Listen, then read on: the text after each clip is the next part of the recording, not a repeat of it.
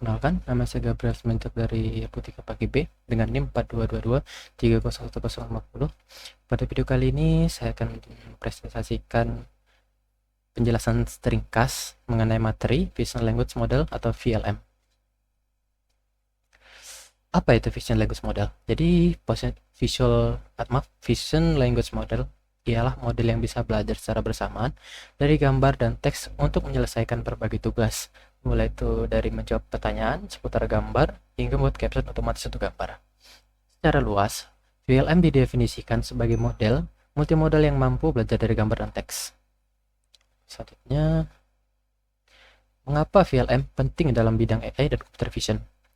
Sebelum itu, untuk memahami pentingnya VLM, kita perlu tahu dulu tuh cara kerja model computer vision atau CV tradisional.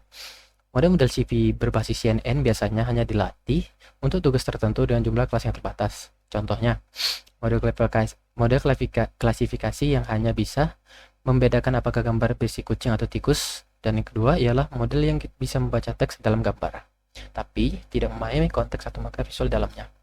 Model CV lama seperti ini sangat kaku. Jadi jika misal ada perubahan tugas atau kelas baru, sang developer atau pembuat harus mengumpulkan dan memberi label ulang kepada ribuan gambar, lalu mating ulang modelnya. Proses ini dihitung sangat lama dan bisa jadi sangat mahal, kan membutuhkan resource-nya juga.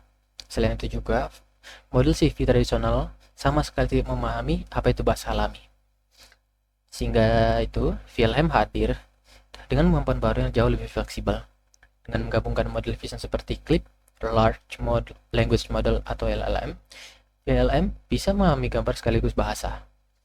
Salah satu keunggulannya yaitu punya performa zero shot yang bagus untuk berbagai tugas seperti menjawab pertanyaan, gambar, klasifikasi, dan OCR, serta sangat fleksibel. Cukup ganti teks prompt saja sudah bisa langsung digunakan untuk hampir semua kebutuhan. Selanjutnya, bagaimana VLM menggabungkan data visual dan teks? Jadi, pada gambar ini, diagram ini menunjukkan cara kerja dasar Visual Language Model atau Vision Language Model. Seperti pada gambar yang diberikan pengguna terlebih dahulu diproses oleh Vision Transmitter atau VIT untuk mengambil informasi penting dari gambar, objek, dan warna atau aktivitas yang terlihat. Sementara itu, teks atau pertanyaan dari pengguna kirim ke LLM setelah menerima informasi dari gambar dan teks. LLM menggabungkan keduanya untuk memahami konteks secara lebih lengkap, lalu menghasilkan jawaban atau output dalam bentuk teks yang sesuai. Dengan cara ini, model tidak hanya bisa melihat gambar, tapi juga memahami dan menjelaskannya menggunakan bahasa yang mudah dipahami manusia. Ya. Arsitektur umum encoder, decodizer, atau joint embedding.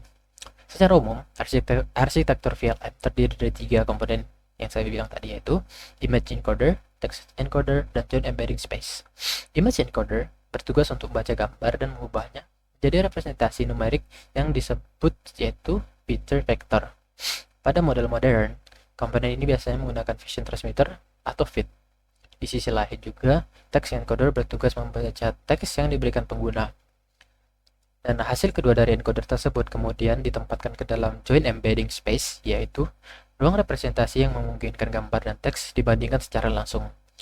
Dan jika gambar dan teks memiliki makna yang sama, posisi keduanya akan saling berdekatan. Sebaliknya, jika tidak berhubungan, jaraknya akan lebih jauh. Contoh model yang saya pilih yaitu CLIP. Pada model CLIP, gambar dan teks diproses secara terpisah menggunakan encoder masing-masing. Setelah itu, model menghitung tingkat kemiripan atau similarity antara representasi gambar dan teks.